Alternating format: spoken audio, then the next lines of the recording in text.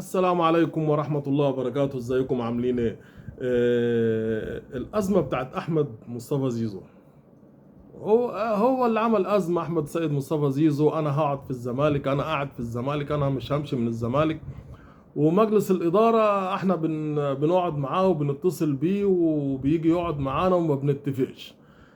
انت كمجلس إدارة نادي الزمالك من قبل ما تمسك النادي ووقت الانتخابات كل ملفات اللعيبة في ايدك، كانت في ايدك وخلصانة. بخلاف طبعا ان انت بتسدد المبالغ القضايا اللي مرفوعة على نادي الزمالك. احنا دفعنا كذا في كذا، دفعنا كذا في كذا.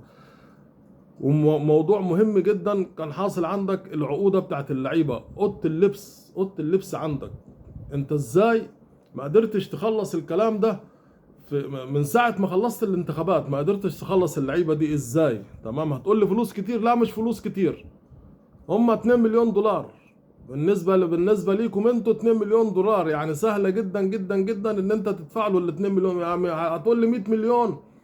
في ناس مش عارفه يا عم الدولار عامل كام دلوقتي في الجماهير، من الجماهير في ناس مش عارفه الكلام ده، ان الدولار عامل كام. في ناس على قدها فهمها على قدها. هتيجي تقول له 100 مليون، يا 100 مليون، يا 100 مليون يا عم، ظبطوا اموركم يا عم. هذا الراجل مشي من عندكم خلاص.